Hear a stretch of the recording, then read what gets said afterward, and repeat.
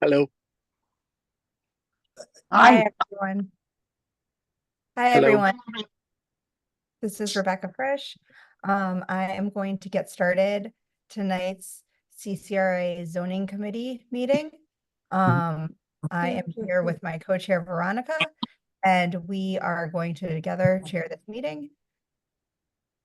She's going to help keep the time. And I will go ahead and get started. If everybody could just mute themselves, we are being recorded, and that will just help with clarity for the meeting. So hi, everyone. Welcome to the Center City Residents Association Zoning Committee. A little bit about the CCRA. It's a 75-year-old nonprofit civic association. As a nonprofit, again, please mute yourselves. See your little red thingy.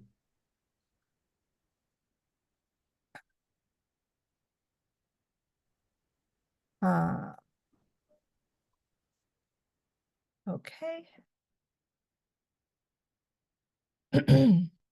As a nonprofit, we encourage everyone to become a member, which can easily be done through our website. There's several benefits to being a member, one of which is being notified of all of our proposed zoning changes within our area. CCRA is the recognized registered community organization, also known as RCO, for our area. Our boundaries are from South Street to JFK and Broad Street to the Schuylkill River. Our committee works as follows. First, applicants are to present. We ask applicants to address their specific refusals or referrals. We ask for no interruption so that applicants can give their full presentation. After the presentation, the zoning committee will have a chance to ask questions. And after that is complete, we open the questions to the community. When addressed, we ask that you state your name, state and address. We ask that you keep your questions succinct and to the variance being discussed. We also ask that people not repeat others' questions. If you agree with someone's position, you are welcome to stand, raise your hand on the Zoom, and simply state that you agree. If there's a spokesperson for the neighbors, we ask that this person raise their hand and speak for the group. After we hear from all the applicants and listen to the community comments, our committee meets in closed sessions, and we vote always in 3 ways. 1, oppose, 2, not oppose, and 3, not oppose with provisos. CCRA never votes in favor of any application. Our decision is then emailed to the councilperson, the ZBA, and the applicant, and is also posted on the CCRA website. Important note is that no matter how we as a committee decide, if you are concerned with a project, we strongly recommend that you attend the ZBA hearing. This is the best way to make your concern known. The CCRA zoning committee cannot express the neighbor's point of view. Only a property owner or aggrieved individual can express their concerns. And with that said, we have 4 cases tonight, and therefore have put together a pretty strict timeline so that we have a chance for everyone to present their full case, have questions from the committee as well as the community so that we can hear all.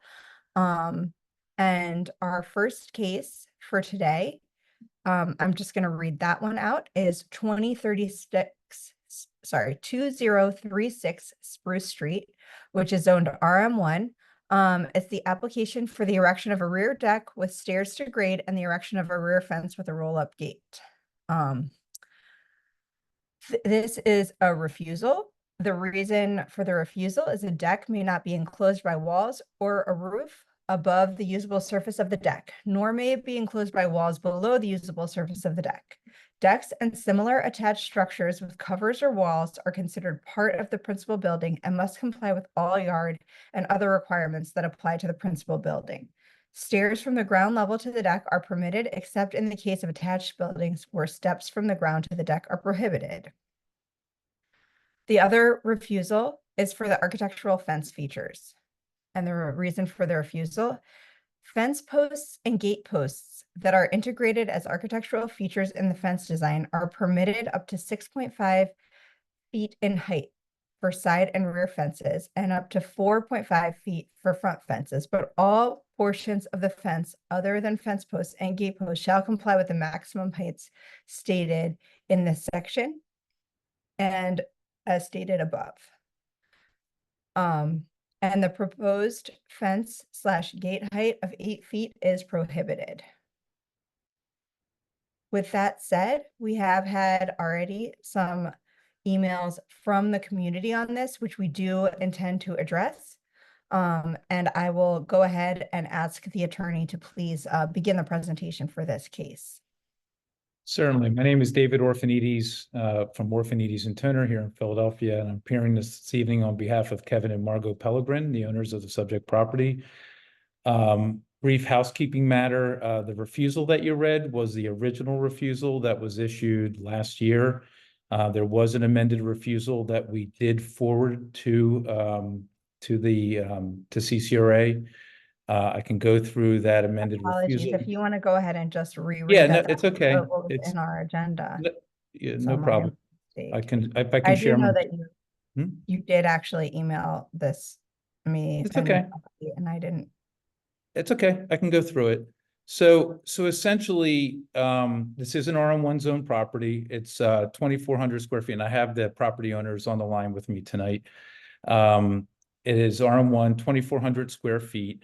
As an RM1 property at 2,400 square feet, you could have 6 units as a matter of right, 9 units with the mixed income housing bonus.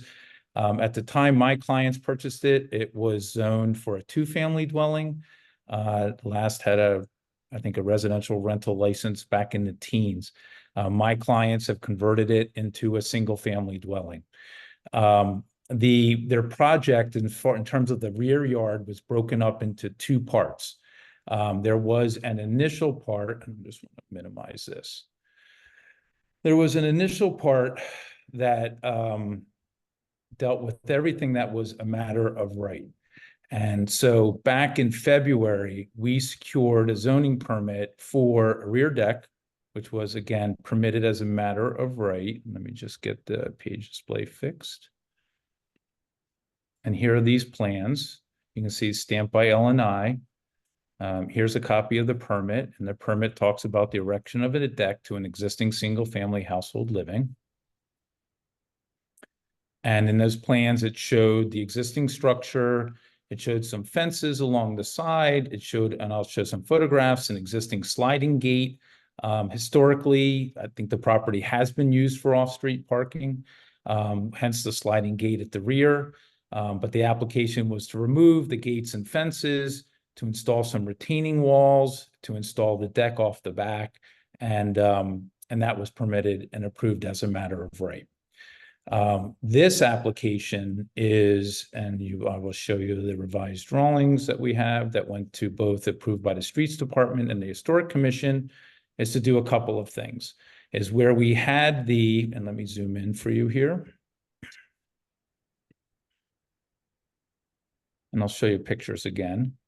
Where there was a sliding gate at the rear, we're going to be installing a roll-up gate similar to the other roll-up gates that exist on the block. We were going to add, and here you can see where the sliding was. Here's where the roll-up is going to be. It's going to be completely on our property. The mechanism is going to be inside, not over the footway. We'll be proposing a curb cut.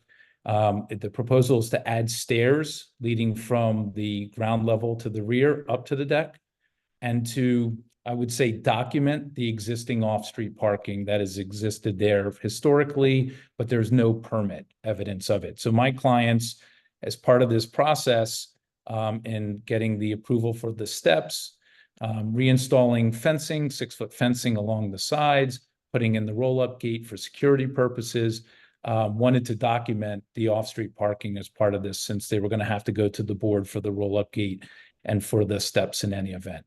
So the notice of refusal, you have some of it correct. So there's 3 refusals.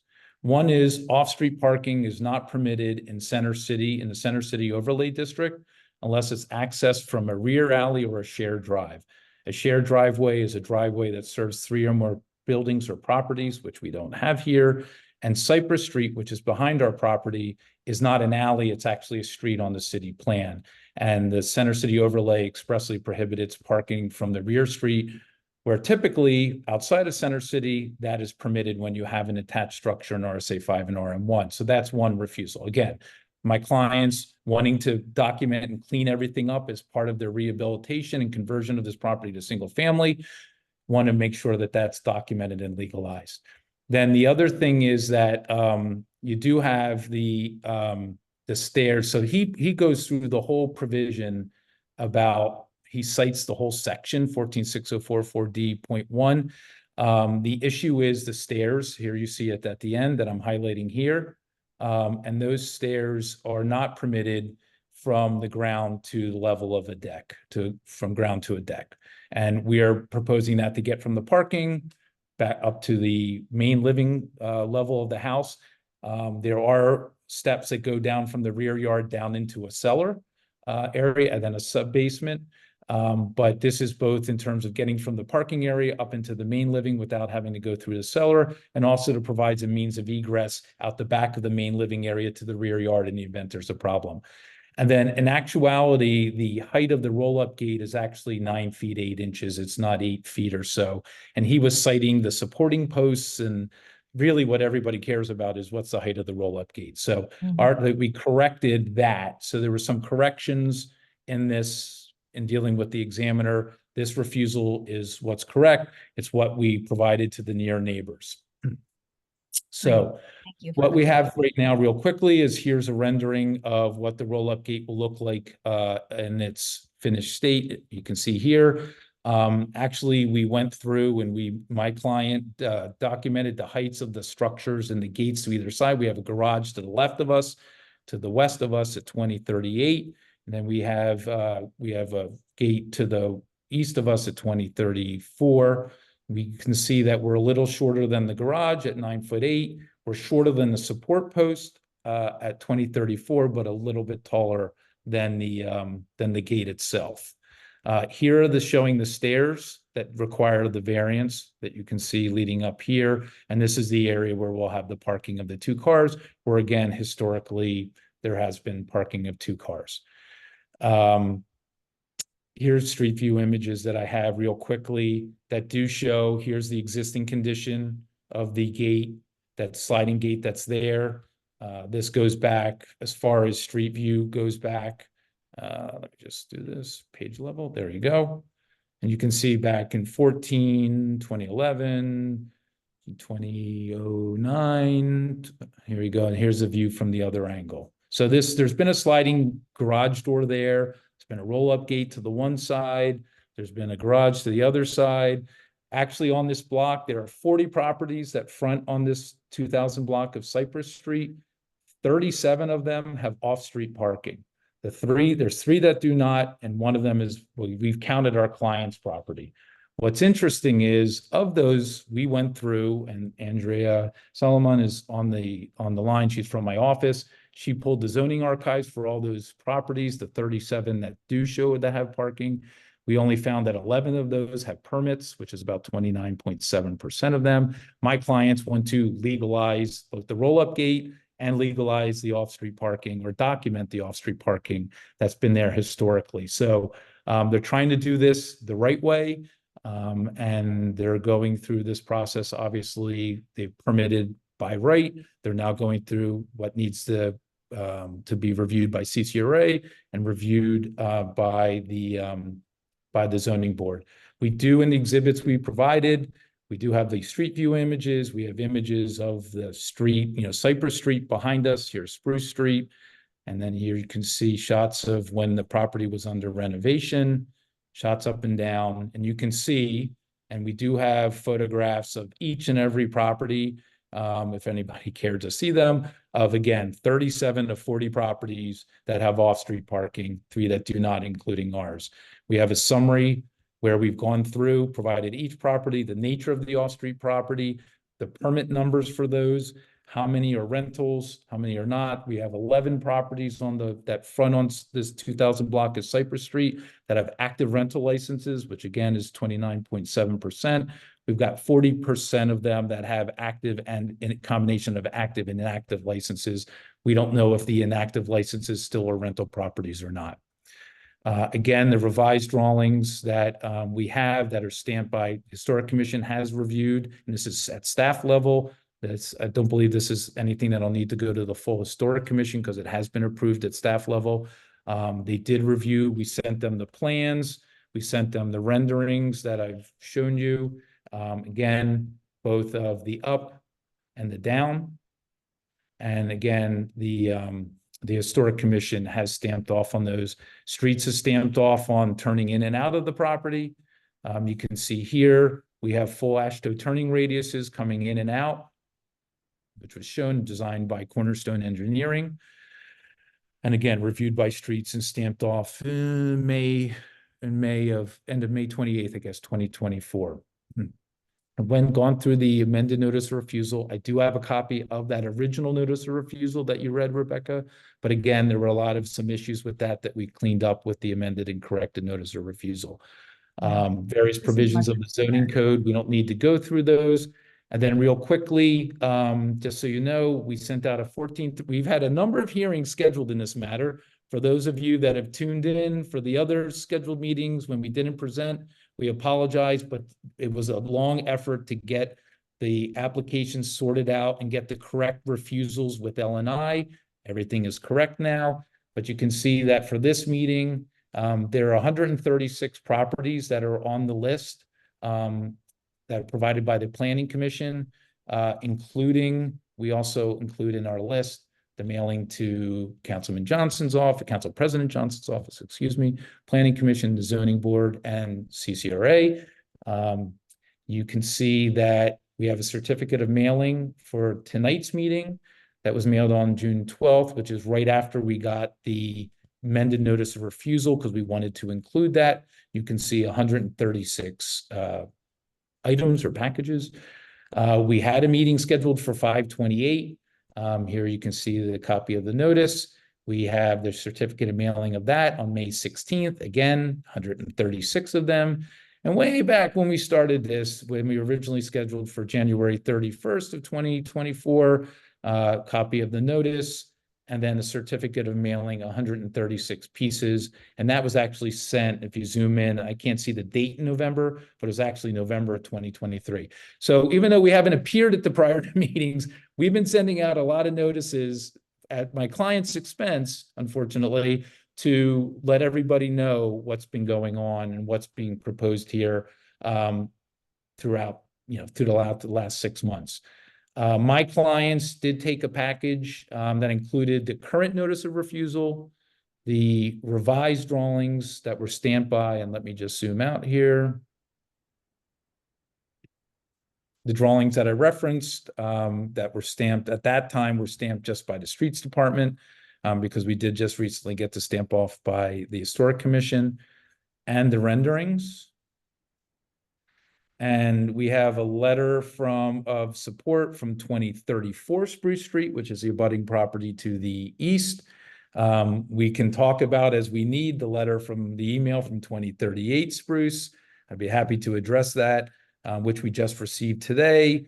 Again, there's been plenty of notification. My clients, there's a certification that one of my clients, Mr. Pellegrin, filled out, providing that he provided the property manager at 2038 with all those materials that I just showed you back on June 18th, met with him himself, provided those to them. And then as of June 24th, when he signed this, we hadn't heard from the owner of 2038. But again, I had an email forwarded to me today that was, I guess, provided to CCRA, which again, we'd be happy to address. But I think it's clear that the prior notices were all mailed to 2036. It's interesting that I just wanted to point out, to 2038. I wanted to point out that the OPA does provide the mailing address as far as the city is concerned for 2038 Spruce Street to be 2038 Spruce Street, not any other property. And again, the list of the addresses that we have from the Planning Commission, again, show that of the 136 addresses that we mailed multiple times, that included right here, 2038 Spruce Street. We do have a letter of support from 2035 Delancey, which is the property directly behind us across Cypress Street. There's a question, just if you wondered, why is this typed and not signed? He attached it. He must have typed it in, but it's attached to an email. And that email where he attached it, it's Richard Phillips, who's the owner there, also includes this is the email that my client, the level of detail where he spelled, I've never seen, just by the way, any client ever go something this detailed to their neighbors, like ever in all the years that I've done this. So a lot of information, and he provided all the documents, 2035, 2029, we have a letter of support. And then 2023, we have an email from them. Unfortunately, the letter didn't come through properly, but we do have the email from them. I completed the DocuSign document, but the DocuSign document didn't come through. Let us know if there was a problem. I think we can, based upon the conversations, assume rightfully so that it was a letter of support. I guess if it was a letter of opposition, they wouldn't be asking us to let them know if there was a problem. And again, in each of these cases, and my clients can speak to it, that they provided all of those materials, notice of refusal, the zoning drawings, and both of the renderings of the garage door up and down to each of these property owners. Just want to jump in and give you a time check that there's 2 minutes left in the time that we have allotted for your presentation. So I am finished, and I'm here to answer any questions, and my clients are here to answer any questions that you may still have. I mean, essentially, to boil it down, this is a condition that exists on 37 other properties in one form or another up and down the block, and we're just looking to get permits for it. Unfortunately, doesn't appear that everybody's done that. We're not judging here, but my clients are trying to do the right thing here, and we feel that there's every reason to have the variances approved in this matter. Thank you so much. And I think just to make it crystal clear in this last 1 minute, if you could just pull up that rendering. Sure. I think that picture just really tells it all, especially because there have been so many iterations of this, of what exactly you're asking. And it's saying, I just want to summarize it for the community and the committee. The ask here is just for this stairway that I'm circling in magenta, and for this roll-up door. And the issue with the roll-up door is that it's over 6 feet tall. Yeah, there's some height here where it's a little bit in terms more. of the zoning. And these stairs are the only thing they are asking for relief on. Is that correct? The stairs and the parking. So it's the gate. Yeah, it's the gate, the stairs, and then the parking, because again, in the Center City overlay, if this was anywhere other than Center City, this would be permitted as a matter of, as a matter of right. But in the Center City overlay, they have removed allowing parking from a rear street, which in this case it is. Okay, great. So then I think what we should do is just proceed with our typical more matter of course, which is to first open up questions to the committee, and then we'll speak to the community based on raised hands. So please, if you have any questions from the, is there anybody on the committee that would like to ask a question of the presenter? Veronica. Okay, well, thank you. And thank you for this clear presentation. If we just dwell on this photo for just a minute, which is really helpful, can you let me know, and I will avoid those notifications on my computer, turn my attention now.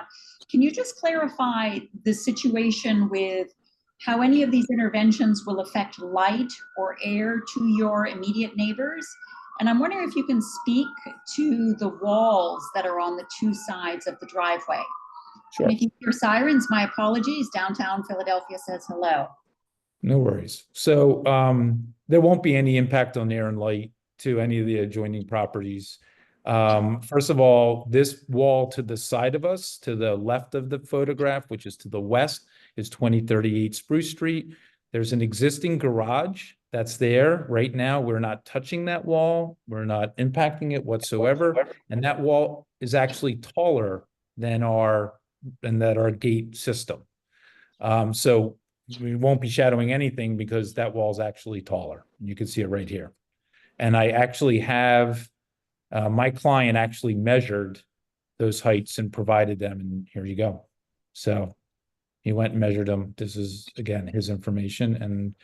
And then again here, and we have the support of the property owner over here to the right of us at 2034. You know, they have a tall support structure here. There may be some de minimis shadowing at a very limited part of the day into the rear yard, but again, they have a letter of support from us, for us. The steps obviously aren't going to shadow or impact any air and light, and the deck is already permitted as a matter of right.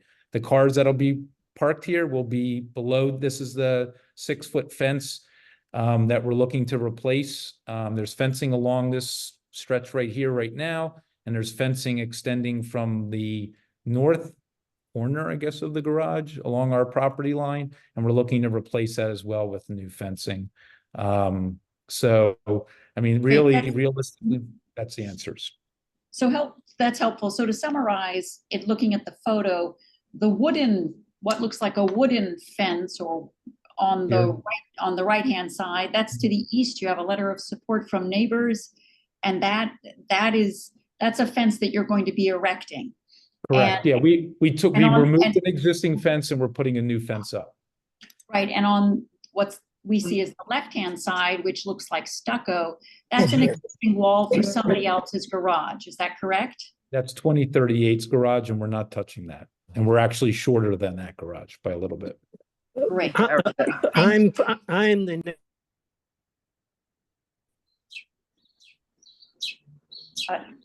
No more questions from me. Thank Sorry, you. I'm just going to go ahead and make sure that the community understands that we are just going to take their questions after our committee has had a chance to speak. So please go ahead and hold your questions. Let's go ahead quickly through our committee. Ben, I see that you had a question. Yeah, I think I'm not quite clear on number one, the parking. You said you want to document the off-street parking that has been approved. Is that correct? No. So there's been parking at this property historically for I don't know how long, but there's no zoning permit for it. So since my clients were going through this process anyway for the steps and for the roll-up, we decided to actually document. In fact, initially, the examiner was like, I'm not going to issue you a refusal for this. But we're like, well, there's no zoning permit for it. We want to make sure that there is a zoning permit. I mean, they're literally trying to do everything by the book here. So when I say document, it's because there is no existing permit on file that L&I has on Atlas. There may have been at one point in the paper files that got scanned in 2008 and 2009. They didn't make it into Atlas. But right now, there's no zoning permit for the off-street parking that has been there and the proper prior owners utilized there with the sliding gate that was there. And as part of this process, that's why I say documenting it, because it has been existing, but there's no permit. So, but because of the current zoning code, we need a variance for that as well. You understand? Not quite, because I'm looking at what I think is the latest refusal, and it doesn't mention an issue with off-street parking. It does. So here again, You have the right one, Ben. you don't have the right one. The one that David emailed us All right. today, or maybe a couple of days So ago. this is the one that was issued on 6/4.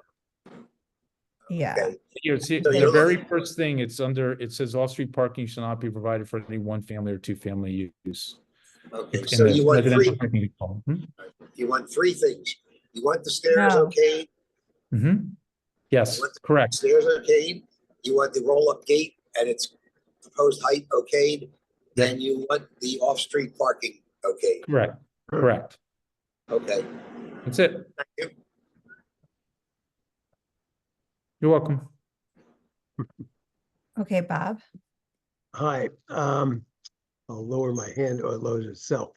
Right in. David, you probably would have said this if it were the case, but since you've said that there's been parking there for some time, it does not meet the non-conforming use standard. It hasn't been there long enough. So the whole non-conforming use is that I have to be able to document like how long it's been there. And I mean, other than people saying that people have been parking there, I mean, no examiner is going to, if I say, my client said when they bought it, people were looking at it, people were parking there. The neighbors say, and to even provide an affidavit, any examiner is going to send me to the board. So it wasn't worth the effort. And we were going to, if we weren't going to the zoning board anyway, I might have gone that route. But we were going to the zoning board for the steps and the roll-up gate. So it was just easier just to do it this way. Okay. No more And questions. again, and to be honest with you, I mean, not to be honest, but when you look at it, whether or not it's pre-existing or not, you have 37 other properties on the block. Even if there was never parking there, and I'm sorry if that's like hooked anybody, but whether or not there was, even if there was not, there's 37 of 40 properties that have off-street parking on this block. I would say this is a Valley View case if I ever saw one. So there you go. Thank you. Go ahead, Stephen Rubin. Yeah, as far as the roll-up gate, is this going to be a standard steel roll-up gate? Is there any consideration of doing something, since this will be new, something a little more decorative, such as either wood or maybe painting the gate? Well, I think the gate is going to be painted, and that's why, let me go to the rendering. Sorry, that's the first rendering. So that, we are showing it in this kind of nice kind of finished design color, and that's like a dark chocolate, I guess, kind of color. So, bordering on black or close to black, grayish black. So that's what we're looking, it's kind of, when you look at it all together, it's very stylized, very sleek, very kind of minimal. And that's the kind of look when you look at the rest. You've got the black railings, the way the paving is shown in the rendering, that you've got the trim around the windows in the house, kind of all seems to kind of connect. Great, thank you. And then, let me just tell you, if you want me to go through all the photos of what else there is on the block. No, I yeah. don't think we're gonna have time. Well, not only We time, have but I don't like think 5 you more want to. minutes left. My Yeah. point is, this is going And to I be one wanna of the make- nicest roll-up gates on the block. Yes. Great, thank Okay. you. Thank you. So I don't see anybody else from the committee with any questions. So I want to make sure that we get a chance from the community. And the first person who I know has been patiently waiting is labeled as Sid Bass. If you would like to go ahead and speak, you have to just please unmute yourself. And then just tell us your name and address, please. My name is Una Spur. I live at 2038 Spruce Street and have done so since 1968. And my father was one of the heads of CCRA many years ago. And a well-known restoration architect in the area. My 94-year-old mother lives at 2038 Spruce Street. She is totally with it, and she has been treated most disrespectfully by the neighbors since they took possession of the property. Ma'am, wait, I just need to say something right now, ma'am. I've read your email, and for your benefit, I need to warn you to be very careful about what you say about my client's I person. am being extremely careful, and I would like to start by asking whether you ever considered showing our house in this rendering, 2038 Spruce Street, as opposed to a fake photoshopped image. I don't know that as a lawyer, you want to stand behind a fake image here. Ma'am, your property has nothing to do. Okay. No, ma'am, our your property has does nothing have to do with something the to do with it. application. We are the Not in house terms of the to the left. rendering, but go ahead. Okay. No, the I think we should rendering, please be respectful of each other and just Yes, stick to thank the you. zoning matters at hand. but So the I just zoning want matter to hear at your hand, point. you're showing a rendering of how this affects a neighbor's property. If you take away the large 19th century, unique 19th century bay window of our property, and if you can zoom in on the left and see a flat brick wall, which is not what exists in that condition. What exists is a large bay window, which will be mere feet from this deck. If you do that, I would say that it is really bordering on something quite illegal to imply that that house on the left with a deciduous tree in front of it with one window in the middle of a mansard roof is our house, because I don't know where that house was obtained from. But if you want, anyone wants to walk over to Cypress Street, I've provided pictures of what our house is. That's not our house. So putting a fake image in your role of information, I think should disturb you. There is no space between 2036 and 2038. And yet, if you look at the roof line between the two, there is a tree inserted between the two. That tree does not exist. An enormous holly tree exists on the property of 2038. and there is no tree between the properties because there is no space for a tree. These are two houses built for one family in 1870, two parts of one family, and they are back to back.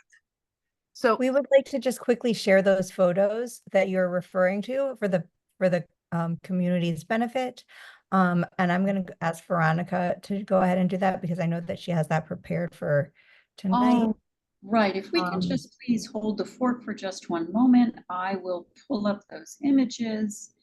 Just to And put a visual to what you're saying and to make sure that we're hearing all voices. that's thank you. right. So what I'm going to ask is I'm going to share these photos, and then I'm going to ask if you could please just, as I share each photo, I believe that there are 4, and if you can give me one moment, we will just bring that up. If you would please let us know which photo refers to the points that you are making and what you see. First photograph, which is a correct And image. I'll be right there. You're quicker than I am. Thank you so much. I'm working on 2 computers, so I appreciate your patience. And my computer is a little bit slower than others, but it's coming right along. And if in just one moment, we will have all those photos. So now I'm going to open them up. And now I'm going to share, and I thank everyone for their forbearance. And I actually see 5 photos. I think we in- can, if that's. The image if you're it's- looking for is labeled CS as in cover sheet.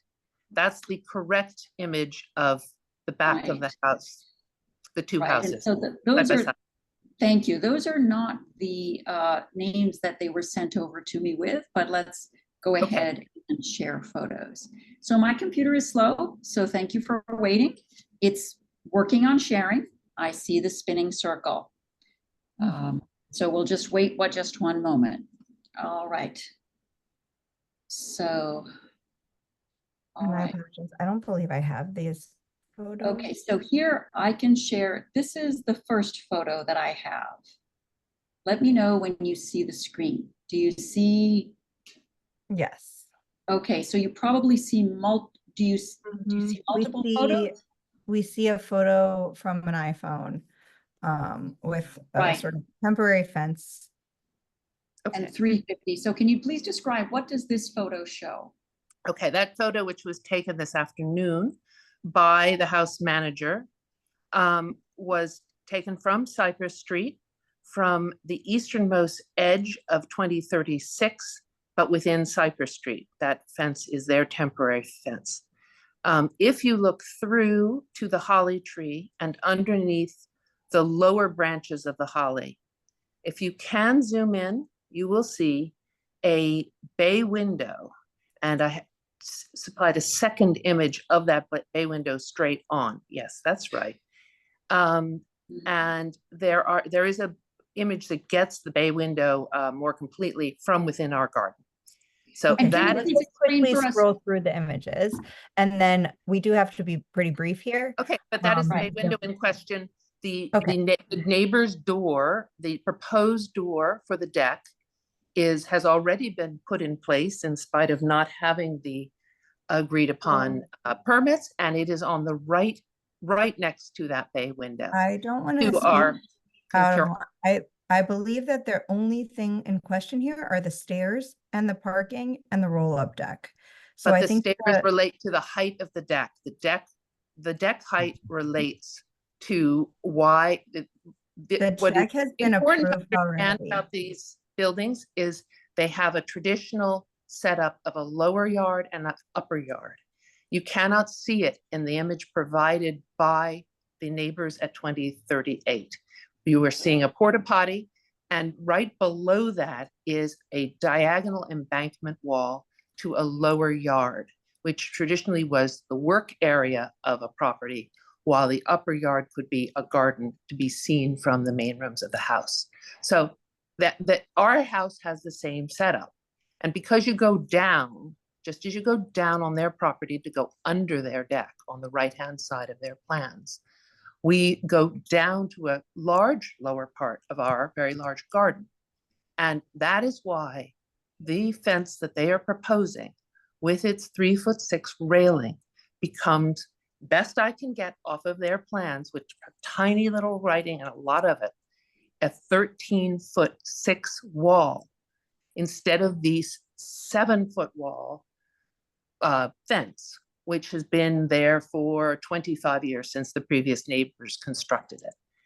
And so 13'6" with railings that will block light. That's what the issue is. I'm not contesting parking. That house has had parking for 56 years. So that is not an issue as far as I'm concerned. It would not be Your fair. concern is the stair railing and its impact on your property. My concern is the height of a deck. It is possible to have a deck, as I believe the Millers to the right have a deck that is not as high as the proposed deck here. It is possible to have many things are possible. It's possible to have a stair that goes directly in from the ground floor into their place without a deck. There are many different solutions to this, but the solution that they have come up with will place a group of people directly outside of our bay window, and the deck will be blocking the whole lower part of our garden, which is one of 4 remaining gardens on the whole block. Four total. Our garden is completely full of birds. It is completely full of plants, and to endanger that little bit of green. Understood. I think that your point is well taken and understood. Thank you.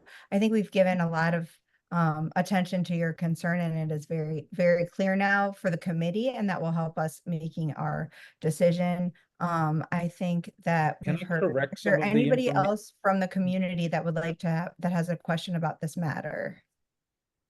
Am I able to correct any of the information as provided? Because a lot of it's incorrect from the plans themselves. I don't want to Please start tell it back us and forth, and correct we're if you already need a to. little bit out of time. I think that your presentation was quite thorough in what is allowed, and I think it's very clear the opinion of the community member and how it was stated, what the concern is. So unless I'll there's say one something- other thing, we are the only people who have a direct impact from this. The Millers at 2034 have a deck already.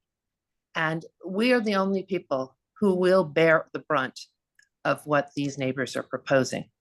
Other people will view it, they will have You've made that up- clear. But Yes, we are I in. think we're very clear on the points. Thank you so much. Very articulate. you. And David, also thank you. Very thorough.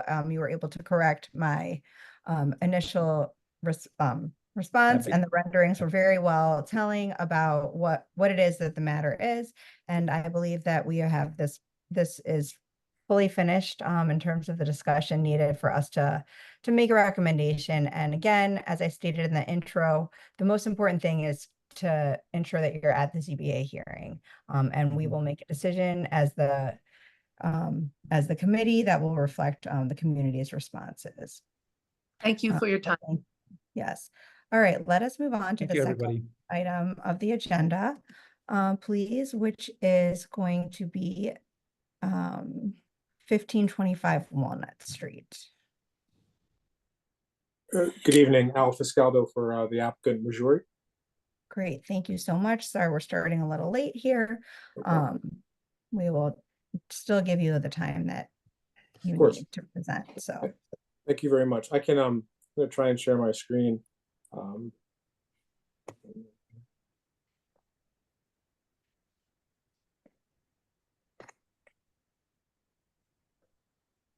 Can you see my screen?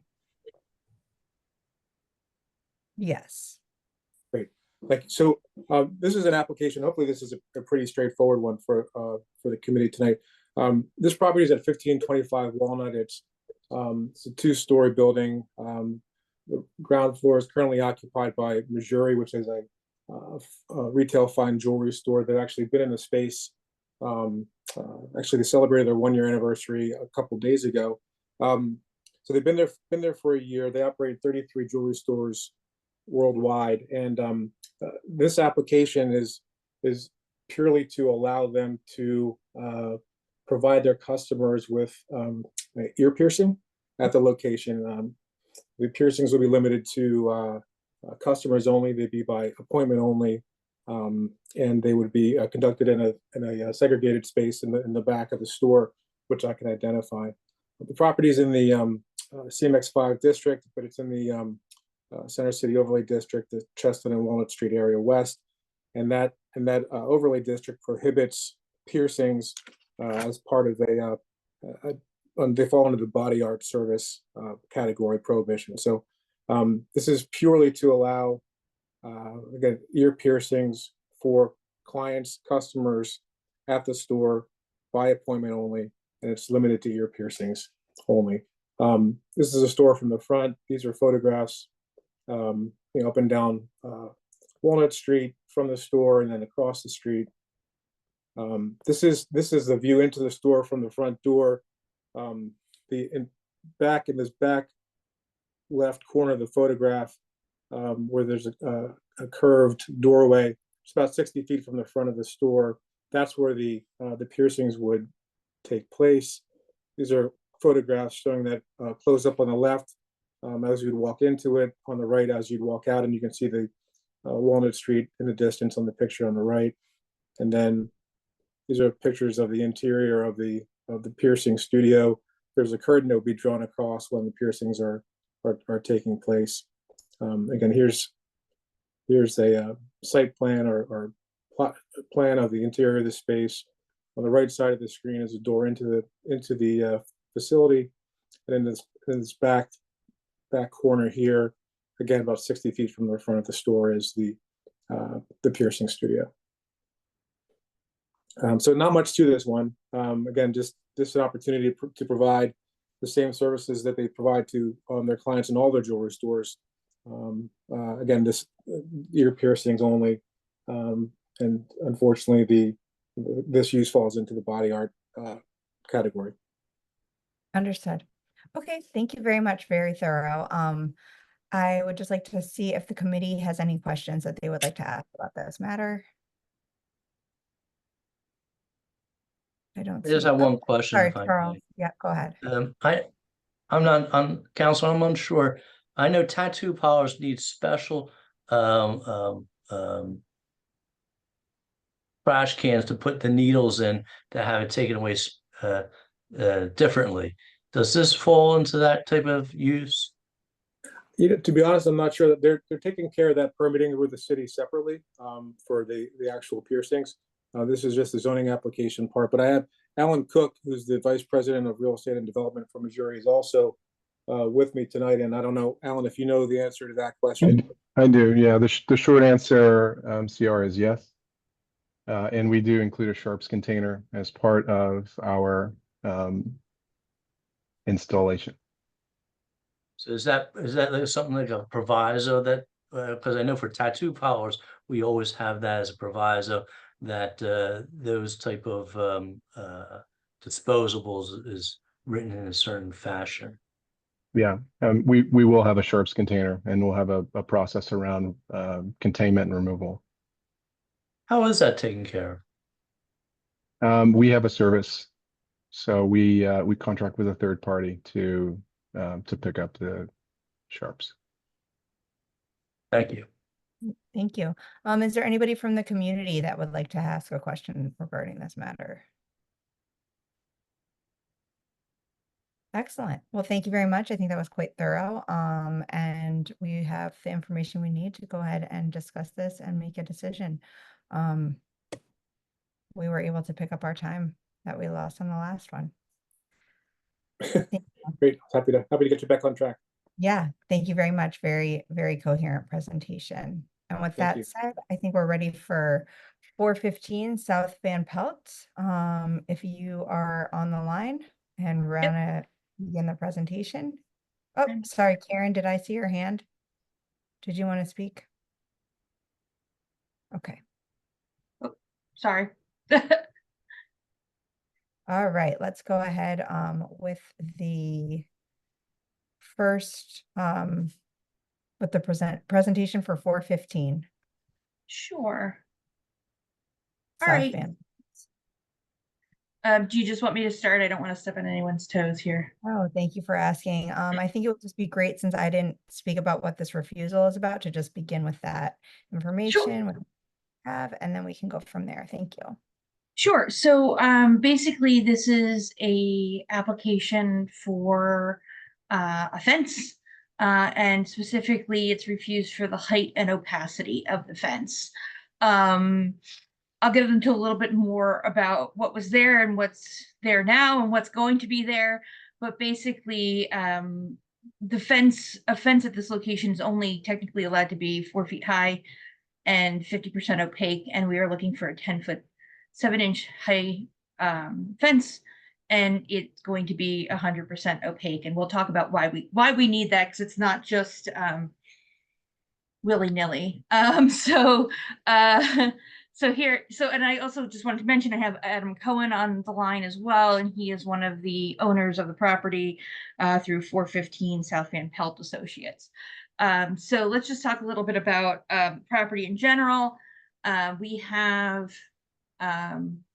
a fairly large, this is the aerial view, it's this whole complex right here. It's an RM1 zone property. It's about 8,000 square feet of property. There's 6 buildings with 32 units and about 45 residents. We are just talking about a fence that's right here between this corner building and this first building on Van Pelt Street. Let's just go to, back starting last year, this was the fence that was there before. So you had a brick lower level with this sort of metal grating that went up to about 10 feet before. But the problem is that the building and the residents were experiencing a lot of theft. There were people climbing over this fence using the metal grating to hop over. And there were bike thefts, there were packages thefts. I'm just going to scroll. I just have a few of the emails and texts from residents talking about missing packages, missing bicycles, that sort of thing. So the owners, wanting to secure the property, they took several steps. First, they actually had a problem too, where the main door to the property was broken down. They replaced it with a more heavy-duty door. They rekeyed everything to have security keys. They were still having theft problems, which led to realizing that people were hopping over this wall into the center courtyard of these buildings and stealing things from residents, breaking into the buildings, that sort of issue. Admittedly, the owners began work on this wall, replacing the metal with this solid brick, not realizing that this would require a new permit. They saw it as just replacing the material with another on an existing fence. We now know that's not the case. L&I considers this a new fence. They needed a new permit. And that permit, because of where this is located, they determined it to be a side yard or a front yard. It's difficult because of the unique orientation of this property to determine what this is. But because it's over 4 feet tall, it requires a variance. This is not the proposed final fence wall. This is just where L&I told them they had to stop. So I have a rendering here, and essentially what it would be is it is at its full height of what we're proposing, but it would be covered in stucco that matches the side of the building. So essentially this fence would become brick with the matching stucco to the building, similar to the look of the buildings on either side of it. So it's going to not be just cinder block. It's going to be matching with the characteristics of the surrounding buildings. So I mean, that's basically it. There's not a lot to talk about here. Here's some of the not the renderings, but the plans. You can see where this is from the inside, this is from the outside. But essentially we're just talking about this wall. They needed to do something to protect the residents because people were jumping the fence. I would note that, again, because of where this is located, right, we have it between 2 buildings. This is Van Pelt Street here. This is, excuse me, I can't remember, Lombard over here. If these buildings were oriented differently, or the properties were subdivided, you would normally have a house here. And that house could be 38 feet by right.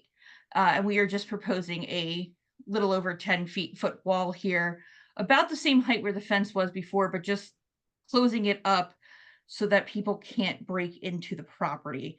And I understand there's concerns about what it looks like right now. This is not what it's going to look like in the end.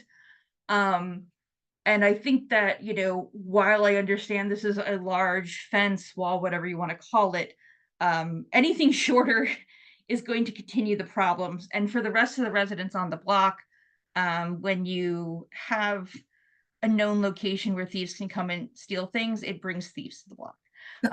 So hopefully this is a deterrent, not just for this property, but for the whole block in general.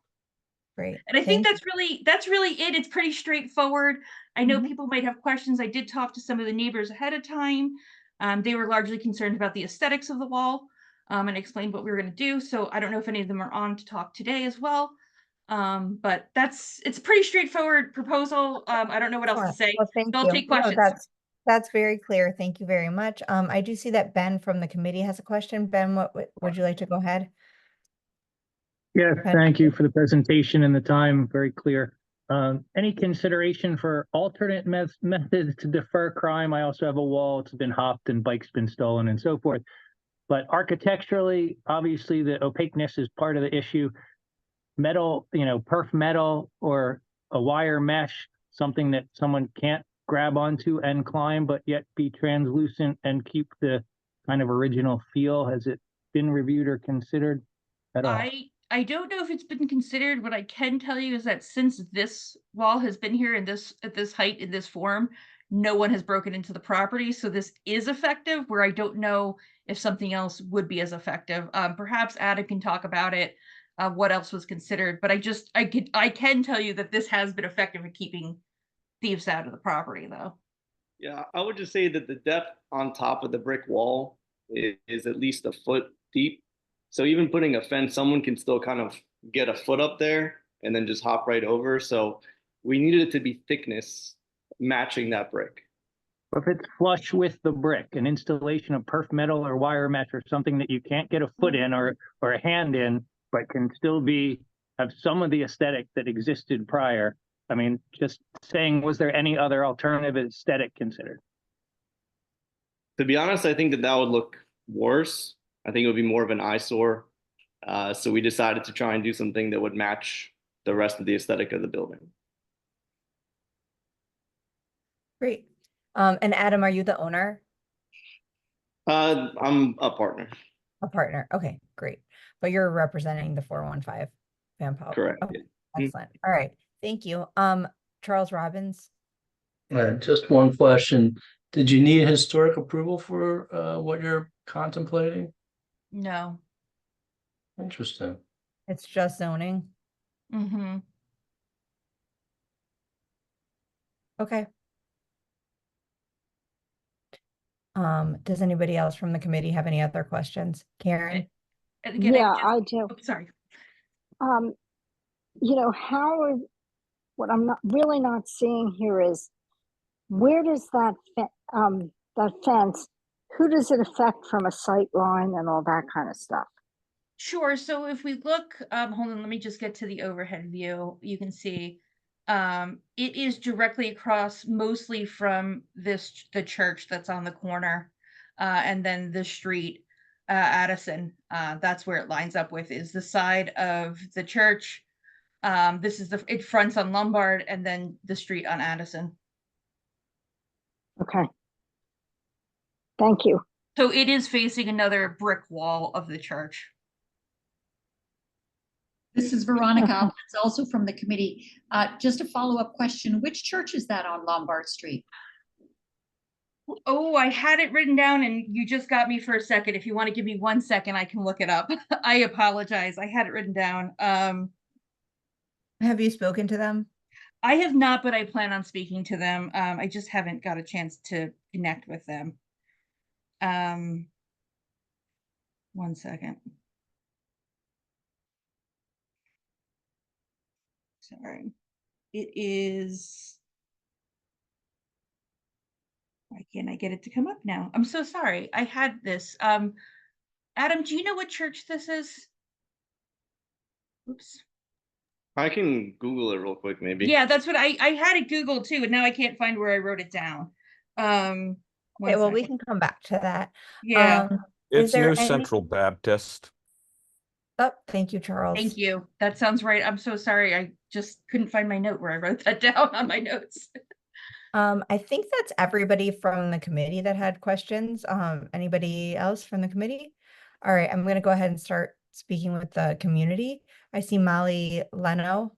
Could you just confirm that's your name and state your address, please? My name is Molly Lale. I live at 408 South Van Pelt. I'm just curious, is this looking for forgiveness?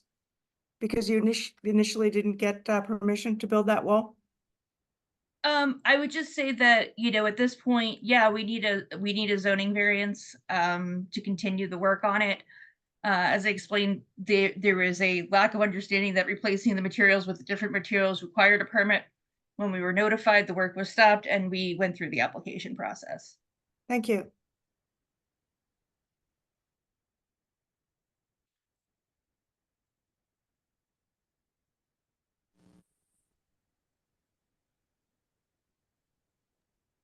Rebecca, you're muted.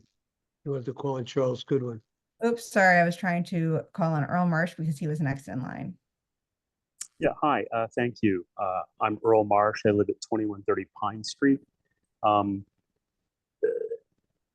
Can the attorney that was presenting information show us the image of the existing or the previous wall, that was the short wall with the fence on top of it? Mm-hmm. And so we can get a sense of where that is relative to the height. I mean, it's so far away. So if you see it's kind of hard to see. Yeah, that's it. I'm trying to compare it with the windows that on either line side. is on the building. Yeah. Actually, and then you can see on here where the line is on the building there. So it's a little bit taller than the previous by about it's less than a foot taller. But it's, it is a few inches taller than what was there.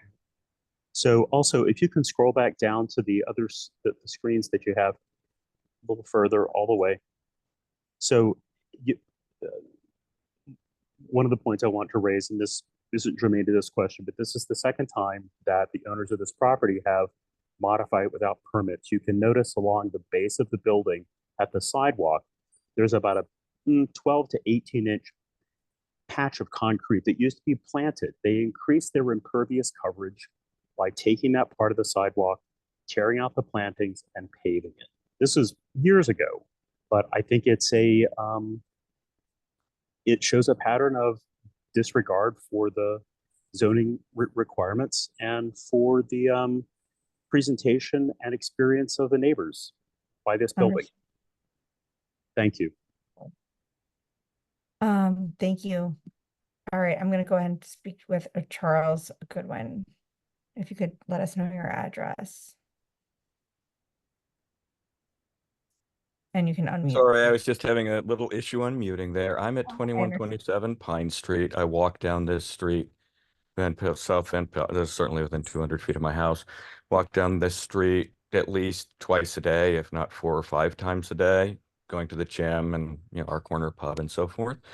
I'm strongly in opposition to this wall, and it's not necessary. Just to begin with, I mean, this thing is hideous. It's imposing a burden on the rest of the neighborhood, especially the people who live on Van Pelt Street, which is otherwise one of these lovely little narrow sort of European streets. And I guess we're keeping with the European theme by sticking the Berlin Wall on it. Since the justification here is security, I would point out a few things. One, as council admitted, yes, the front door of the property was broken and people were going in and out through it. Secondly, the side door of this property, which is on Lombard Street, is frequently left open. I walk past it frequently, and I see it open, at 11 o'clock at night. I don't know whether people have been vaulting the walls, but if one looks to the fencing, there was not any particular sort of anti-theft hooking on the fence. So that, yes, I gather someone could, one could easily replace the or the iron fence with a hooked fence with the hooks pointing outward that would prevent people from overtopping the fence, would preserve the prior appearance, and basically would do no harm and would serve the purpose, rather than this wall. And I've put a picture from Google Maps into the comments of what, sort of a close-up. Mhm. And it had these little sort of alternating pointies at the top, which really were just sort of one pointed in, the next pointed out, and so on, which really just gave some nice handholds for people to leap the fence.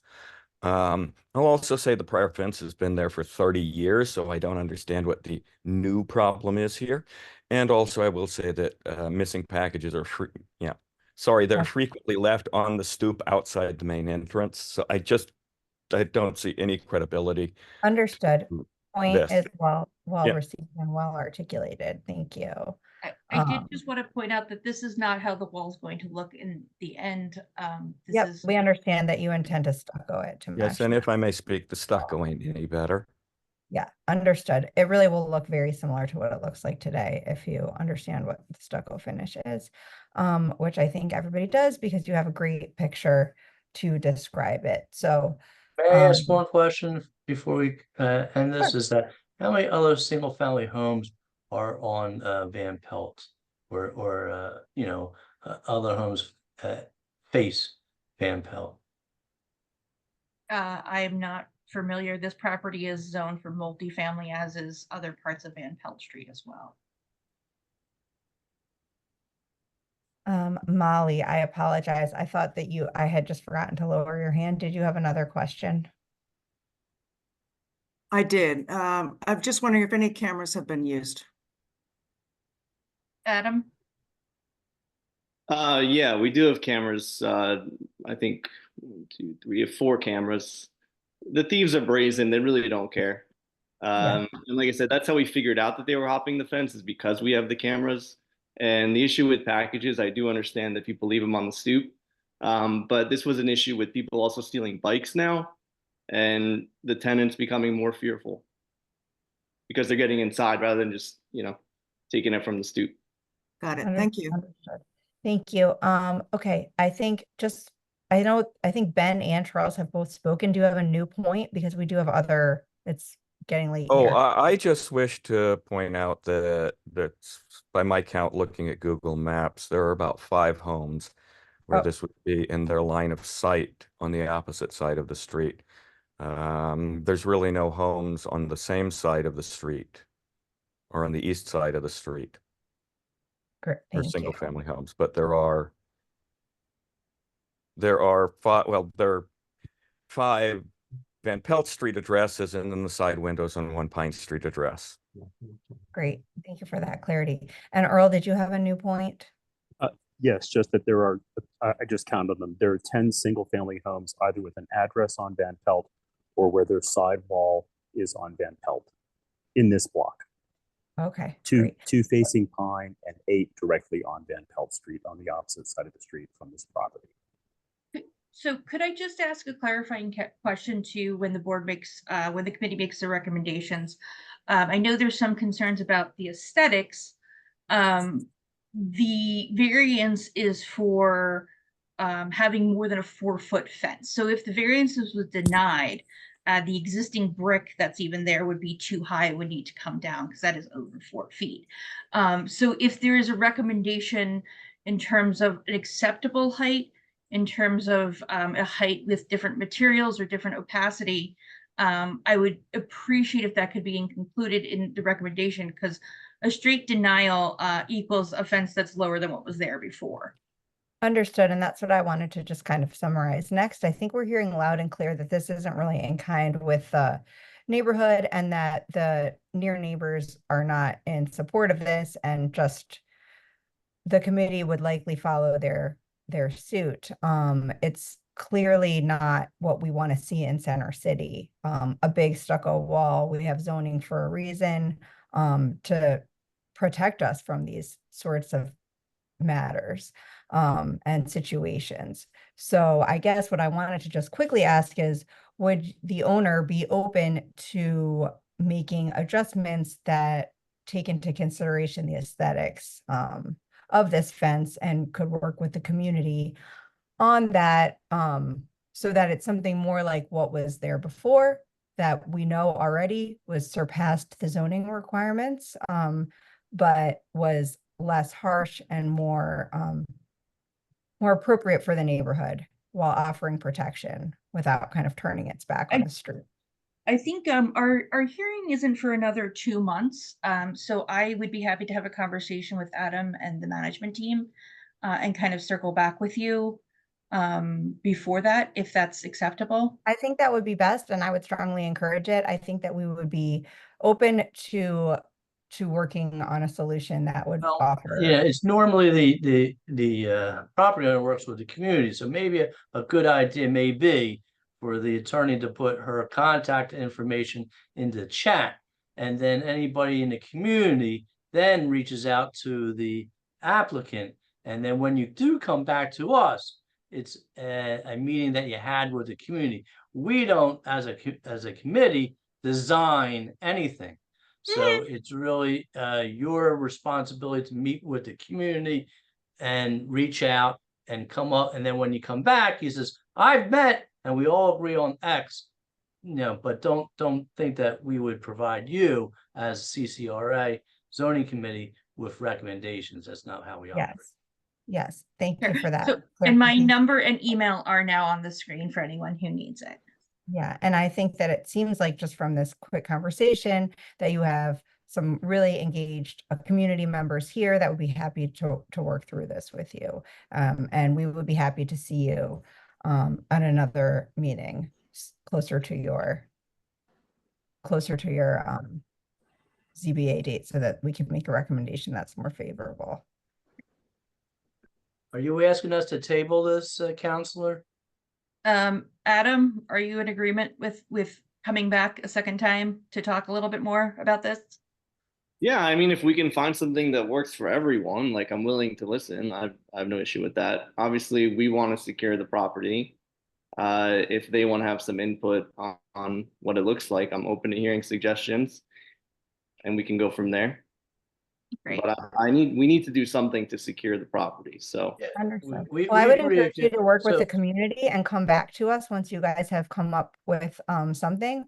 Like Charles said, that's the best path forward. To Charles this, we have CR Charles from our committee who's been speaking and clarifying everything, and then we have Charles Goodwin, the community member, and I see that you still have a raised hand, Charles, but does this clarify everything for you? A little. I would say that I had emailed council over the weekend and had not heard a response. And it was even more confusing when I was CCRA president and Charles was on my executive committee. I'm sorry if I didn't respond to your email. I don't know if I saw it. I do apologize. Yeah, and certainly I don't know what was Ms. Mullen who was on here. I know I have Earl's email. I don't know if I have hers. I don't know if she's still on here. Molly, maybe? Molly? I'm going to put my... Molly Leno, yes. Don't know if I have her email. So I'm going to put this on Jennifer, the council, to please coordinate and reach out to us. I'm going to take this conversation as the fact that we will not be voting on this evening. And you will come back to us when you are prepared for us to hold a vote. Sure. Sounds good. I will be in touch. We'll reach out to some of the neighbors and talk a little bit more. Charles, I'm writing down your email address right now. And I will make sure that we speak. All right. Thank you, everyone. Thank you. I appreciate your time. Thank you. All right. And here we are on the last and final agenda item for today, which is 1441 Chestnut Street. This is a referral, so less onerous of a debate for takeout restaurants which is requiring a special exception because of the Center City overlay. So I will give the floor to Ron Patterson. Hi, thanks, Rebecca. Good evening. Ron Patterson, Claire Harrison Law Firm. On behalf of building owner 1441, which is Chestnut Development, and the tenant, we'll call Mattis Coffee. The principal here is Demetrius Georges. If I could share my screen. So we know the building, the Element W Hotels. To the east is the Dolce restaurant. The space we're talking about here tonight is at the corner of 15th Street and Chestnut. It's remained vacant since the building was built. I know that there were many tenants considered. Nothing really panned out, including a Vespa store, which I don't think would have worked out too well with bikes going in and out. So this is an application for a coffee shop. Mattis has a location in University City. There's some pictures of it. Because it's a coffee shop, it's classified as a takeout restaurant. And as Becky mentioned, the takeout restaurants, because of its location and the overlay on Chestnut Street, requires a referral. It's a coffee shop that it's offering high quality coffee and beverages along with some comfort food. There's no deep fryers. There's no ovens that require venting. There's a warm ventless speed oven. It's a warmer like you would see at Starbucks. So they also would sell cold and warm sandwiches, salads, and bakery items. Here's a look at the menu. Proposed to be open 7 days a week, but only from 7 a.m. to 7 p.m. Our zoning hearing is scheduled for July 17th.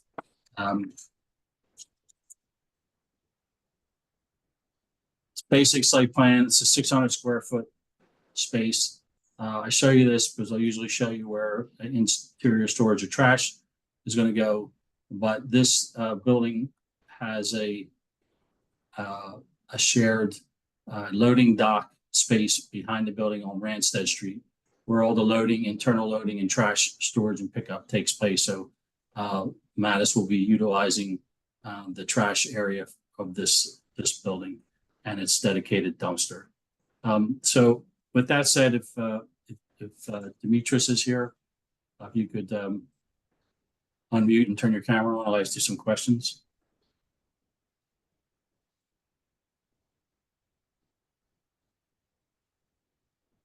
Yes. Hi, my name is Savas. Hi, Ron. Hi, everyone. Hi, good evening. Yeah, is me on? Oh, Pardon? Yes. I'm sorry. He must have left and come back. So I just let him back in. Sorry about that. So if you want to just reiterate what I was saying, tell us about Mattis and how it functions in University City and what you're proposing here. Yes, we started Mattis a couple of years ago, and it's been very successful. It's on the corner of 36th and Lancaster, and we decided to do a second location, and we're lucky to find a nice space on the corner there on 15th and Chestnut, and we want to duplicate what we have there, which is a coffee shop with light fare and all types of drinks. And as shown here, there'll be some seatings and chairs, approximately 22 chairs, I believe. Correct. That's correct. Okay, there we go. Great. Well, thank you. I think this is pretty clear. I'm going to go ahead and see if the committee has any questions. I think I know what the first question will be is that, Ron, that we have pretty standard provisos when it comes to these restaurants and takeout, and just ensuring that you and your client would be open to accepting those provisos. Yes, so we have them, of course, and we reviewed them, and we're okay with the proposed conditions. Excellent, excellent. All right, CR, would you like to go ahead, Charles Robbins? Hey, you stole my thunder. Exactly what I was say, Ron. But in your presentation, your shared trash, is that internal or external trash storage, Ron? That's internal. internal, and then it's eventually picked up Yeah. in All right, the it's rear part of of the the- common the- trash area, yeah. Yeah, and if Ben would read off the provisos, I don't even think that's necessary for Ron, since he's been with us so many times, but Rebecca, said exactly what I wanted to hear. Excellent. Okay. It's like we've done this before. Let me see. Somebody else has a hand raised. Oh, Ben Z, go ahead. Yeah.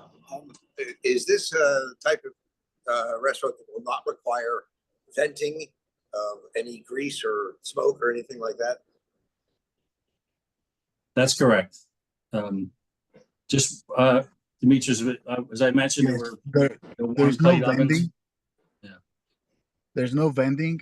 We will be warming sandwiches and bakery through speed ovens, kind of the ones like Starbucks have, which requires no vending or hoods. Okay. Thank you. Great.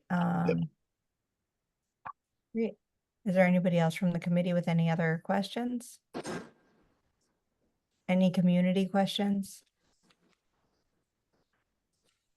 Excellent. Oh, that's Ben again. Ben, did you have another question? Oops. Oh, that's My okay. mistake. No, I just wanted to make sure you didn't have something new. Okay, excellent. Well, that was very thorough. Thank you so much, Ron. Thank you. You're welcome. We are in great shape, I think, to move forward with this. And that would conclude our meeting for tonight. Thank you, everyone, for your time. We're Great. going to have closed session now and make sure that everybody gets their decisions quickly. Great. Thank you. Have a good night. Thanks Thank very you. much. So I wonder if we could take about a 2-minute break. 1 second. Let me just make sure everybody is off.